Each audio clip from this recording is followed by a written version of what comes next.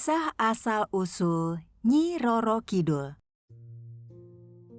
Alkisah, pada zaman dahulu kala, terdapatlah sebuah kerajaan yang disebut dengan nama Pakuan Pajajaran di tanah Sunda, Jawa Barat, yang dipimpin oleh Prabu Siliwangi ke-6.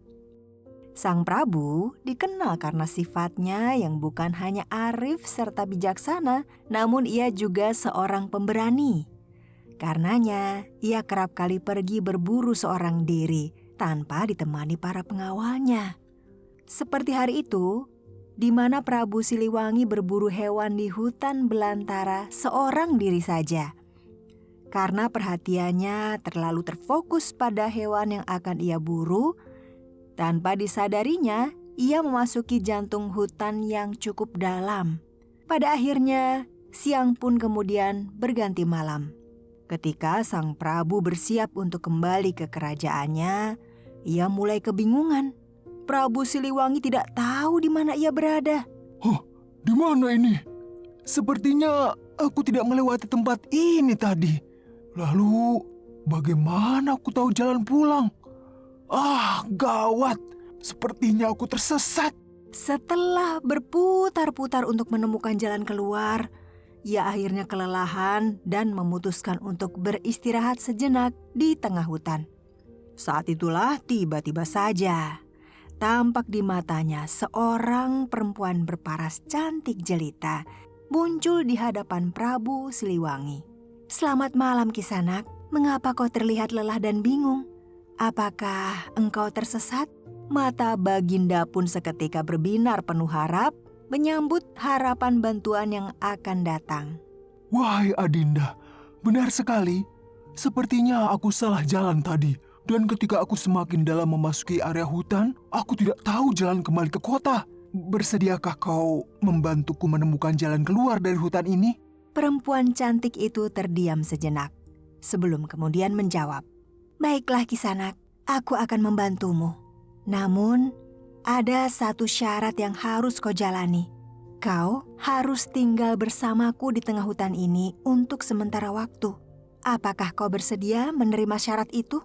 Mendengar syarat itu, Prabu Siliwangi sontak termenung sesaat untuk menimbang-nimbang keputusannya. Namun kemudian ia merasa bahwa tidak ada ruginya berkorban sedikit untuk bisa kembali ke kerajaannya. Akhirnya, ia kemudian menyetujui persyaratan tersebut, lalu berkata, Baiklah, asalkan kau berjanji akan mengantarkanku atau menunjukkan jalan keluar dari hutan ini setelah itu. Aku bersedia menjalani syarat yang kau minta, Adinda. Tapi sebelumnya, siapakah namamu, Adinda? Perempuan itu kemudian menjawab dengan suaranya yang lemah lembut, "Sebut saja aku Kinasih, Kakanda." Keduanya kemudian pulang ke rumah perempuan misterius tersebut yang tak disangka. Ternyata megah sekali, seperti sebuah istana. Pemandangan yang tentunya tidak lazim di tengah rimbunnya hutan. Namun saat ditanya tentang asal-usulnya, perempuan tersebut menolak untuk menjawab. Seiring berjalannya waktu, Prabu Siliwangi yang belum memiliki permaisuri mulai merasa nyaman hidup bersama Kinasih. Bahkan perlahan ia mulai jatuh hati dan berniat untuk menikahi perempuan cantik itu. Hingga pada akhirnya mereka pun menikah dan awalnya tampak hidup berbahagia. Tanpa terasa, siang malam silih berganti. Hari berganti minggu, minggu berganti bulan, bulan berganti tahun. Prabu Siliwangi akhirnya tinggal lebih lama dari yang direncanakan. Ia kemudian teringat bahwa ia telah terlalu lama meninggalkan rakyatnya. Ia harus segera kembali ke kerajaan karena rakyatnya membutuhkan seorang pemimpin. Kinasih mengizinkan Prabu Siliwangi untuk kembali pulang ke kerajaannya, bahkan mengutus beberapa anak buahnya untuk mengantarkan suaminya kembali ke Pakuan Pajajaran.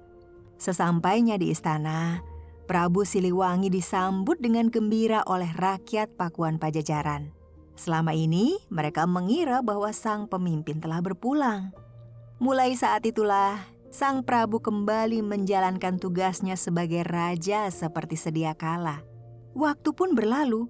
Ia begitu sibuk menyelesaikan pekerjaannya hingga perlahan mulai melupakan istrinya. Pada suatu malam, ketika sang raja tengah tertidur pulas, ia terbangun kala mendengar suara tangisan bayi dari luar istana. Suara apa itu? Seperti suara tangisan bayi? Sebaiknya aku periksa segera untuk memastikan. Katanya penasaran. Dan begitu ia periksa, benar saja, suara tersebut benar-benar berasal dari seorang bayi. Ia pun kemudian segera menggendong dan menenangkan bayi tersebut. Namun ia tampak bingung bagaimana caranya si bayi bisa masuk ke wilayah istana. Saat itulah tiba-tiba saja muncul kabut asap dan cahaya yang terang benderang di depan Prabu Siliwangi yang diikuti kemunculan sosok perempuan. Ternyata perempuan itu adalah Kinasih, istri Prabu Siliwangi. Kinasih kemudian berkata, "Kanda, bayi yang ada dalam buayanmu itu adalah putri kita. Aku datang kemari untuk menyerahkannya agar kau rawat. Hidupnya akan lebih baik jika bersamamu, Kanda. Mengingat ia memiliki darah manusia dan dirimu adalah seorang raja." Mendengar kata-kata istrinya yang terdengar aneh, raja kemudian menjawab, Darah manusia? Apa maksudmu, Dinda?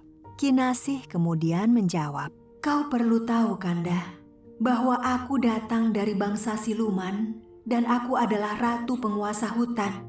Aku merasa tidak akan bisa memberikan kehidupan pantas yang terbaik bagi putri kita. Karenanya aku mohon padamu, Kakanda, untuk bersedia merawatnya dan mendidiknya menjadi anak yang baik serta kelak menjadi pemimpin yang bijaksana. Berjanjilah, Kakanda, bahwa engkau akan memberikan yang terbaik bagi anak kita."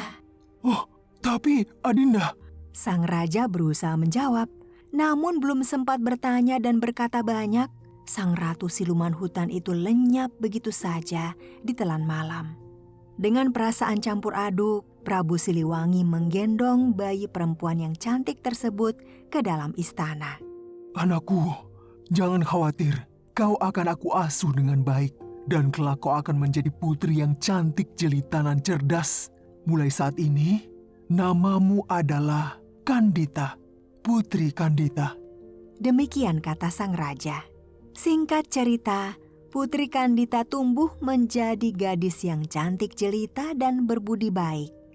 Bagi Prabu, kecantikan putrinya mengingatkannya pada istrinya Kinasih. Saat ia rindu pada istrinya, tak jarang raja mengembara ke tengah hutan untuk mencari istana tempat ia pernah bermukim. Namun usahanya itu sia-sia belaka. Istana maupun istrinya tidak lagi bisa ia temukan keberadaannya. Seiring bertambahnya usia, Prabu Siliwangi mulai khawatir karena tidak memiliki permaisuri dan anak laki-laki untuk meneruskan tahtanya. Meskipun begitu mencintai Putri Kandita, raja menyadari rakyat Pakuan Pajajaran saat itu tidak ingin dipimpin oleh seorang perempuan. Karenanya, setelah dirasa Putri Kandita sudah beranjak dewasa, Prabu Siliwangi meminta izin kepada putrinya untuk menikah lagi dengan harapan memiliki keturunan laki-laki. Calon Prabu Siliwangi adalah seorang putri bangsawan bernama Dewi Mutiara. Pucuk dicinta ulam pun tiba. Dewi Mutiara juga tertarik dengan Prabu Siliwangi. Dan akhirnya mereka pun menikah. Beberapa bulan setelah menikah, Dewi Mutiara akhirnya mengandung seorang bayi laki-laki. Prabu Siliwangi, Dewi Mutiara, dan Putri Kandita hidup harmonis sebagai sebuah keluarga. Namun sayangnya, di masa kehamilannya Dewi Mutiara mulai menunjukkan perubahan sifat. Ibu tiri Putri Kandita ini berubah menjadi ratu yang pemarah dan egois. Ia juga mengajukan sejumlah permintaan yang harus dituruti oleh Prabu Siliwangi dengan alasan demi kelancaran kehamilannya. "Kakanda," kata Dewi Mutiara suatu hari, "aku ingin kau mengabulkan satu permintaanku ini." Prabu Siliwangi menghela nafas, lalu menjawab, Apa lagi yang kau inginkan, Adinda? Bukankah aku sudah selalu menuruti keinginanmu sebelumnya? Makanan enak, perhiasan, dan barang-barang mewah sudah kusediakan untukmu. Kali ini kau ingin apa lagi? Dewi Mutiara terdiam sejenak sebelum kemudian menjawab. Ya, aku tahu ini akan sulit bagimu. Namun ini bisa dibilang permintaan anak lelakimu yang aku kandung Kakanda dan demi untuk keluarga kita. Begini Kakanda, aku ingin Putri Kandita keluar dari wilayah Istana Pakuan Pajajaran. Demikian kata Dewi Mutiara. Mendengar itu, Prabu Siliwangi naik pitam. Apa? Dia adalah putriku juga, Dinda. Dan aku sudah berjanji pada ibunya bahwa aku akan merawatnya dengan baik. Ya, aku tahu kau akan berat melakukannya. Tapi Kakanda, jika kau sayang padaku dan anak laki-laki yang kau kandung ini, kau semestinya bersedia melakukannya, Kanda, kata Dewi Mutiara dengan nada sedikit ketus. Tidak bisa, Dinda. Untuk permintaan yang satu ini aku tidak bisa mengabulkannya. Jawab sang Prabu. Melihat upayanya tidak menuai hasil, Dewi Mutiara mencari cara lain untuk menyingkirkan Putri Kandita. Dengan bantuan para dayangnya, ia memanggil seorang dukun yang paling sakti di sana untuk menyihir sang putri. Setelah itu, pada malam harinya, tiba-tiba terdengar pekikan dari kamar Putri Kandita. Apa yang terjadi denganku? Teriak Putri Kandita. Kenapa kulitku gatal-gatal sekali? Aduh! Oh, tubuhku juga tiba-tiba. Mengapa penuh dengan nanah dan bisul? Sang putri panik ketika merasakan serangan rasa gatal luar biasa yang berubah menjadi kudis. Tubuhnya kemudian tiba-tiba saja dipenuhi nanah dan bisul dengan aroma yang sangat menyengat. Saat itu kondisi istana menjadi kacau. Ayahnya pun ikut panik. Ayahnya kemudian meminta tabib untuk menyembuhkan sang putri. Namun hasilnya nihil. Kesempatan ini tentu saja kemudian digunakan Dewi Mutiara untuk mengasingkan Putri Kandita. Kanda, jika Kandita dibiarkan tinggal di istana, penyakitnya akan menyebar ke seluruh kerajaan dan menjadi wabah yang sulit ditanggulangi. Begitu kata Dewi Mutiara. Merasa permintaan sang istri kali ini masuk akal, dengan berat hati Prabu Siliwangi akhirnya kemudian mengasingkan putrinya, Putri Kandita. Putri Kandita yang merasa putus asa akhirnya meninggalkan istana dan pergi tanpa arah ke dalam hutan belantara. Hingga akhirnya ia menemukan sebuah tempat untuk beristirahat dan bertapa, yaitu tempat yang bernama Gunung Kombang. Saat ia sedang bersemedi, tiba-tiba saja ia mendengar sebuah bisikan dari seorang wanita. Kandita, aku adalah ibumu. Pergilah kau ke arah selatan Pakuan Pajajaran untuk mendapatkan kesembuhan, Kandita. Mendengar itu, Kandita berkata, Ibu, benarkah ini suara ibu? Ibu, mengapa kau tidak menunjukkan dirimu, Ibu? Mengapa hanya suaramu saja? Suara bisikan itu kemudian menjawab, percayalah apa yang kukatakan, Kandita.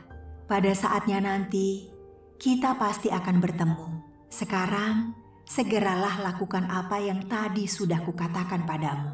Meski tak sepenuhnya yakin, Putri Kandita kemudian memilih untuk mengikuti petuah tersebut.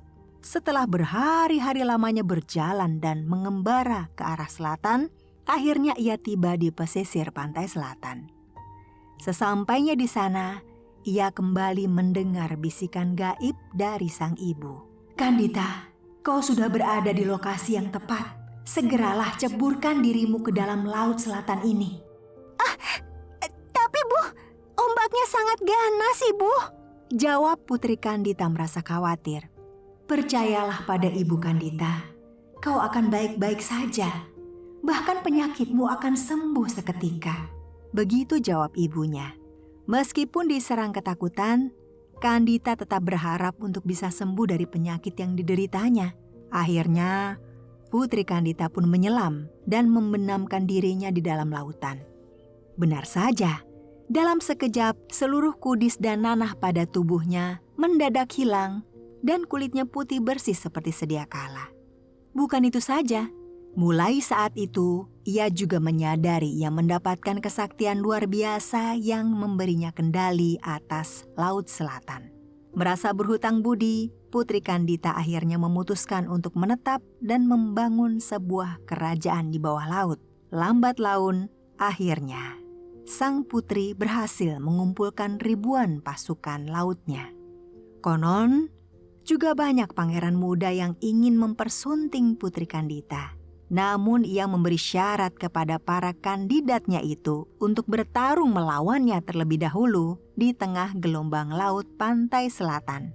Tentu saja, tidak ada satupun pangeran yang mampu mengalahkan kesaktian sang putri, si penguasa lautan. Para pangeran dan pasukannya yang takluk dalam pertarungan itu, kemudian diangkatnya menjadi pengawalnya. Saat menjadi penguasa Laut Selatan itulah, kemudian Putri Kandita lebih dikenal dengan sebutan Nyi Roro Kidul. Dikabarkan juga Nyi Roro Kidul punya jasa besar membantu penduduk sekitar untuk berbagai hal terkait dunia kelautan, sehingga penduduk sekitar mampu hidup sejahtera hingga melindungi mereka dari bencana. Berkat jasa-jasa dan kesaktian sang putri itulah, ia begitu dihormati oleh penduduk sekitar. Itu tadi teman-teman, kisah asal-usul Kanjeng Ratu Nyi Roro Kidul atau penguasa pantai selatan yang disematkan padanya. Dalam tradisi Jawa, gelar Nyi atau Nyai, Kanjeng, dan Gusti lazim digunakan untuk menyebut orang yang dihormati dan memiliki peran penting sebagai simbol.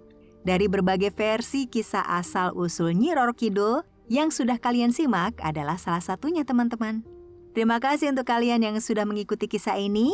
Jangan lupa ya, klik like-nya. Juga jangan lupa follow atau subscribe Cerita Gantari. Sampai jumpa pada kisah selanjutnya.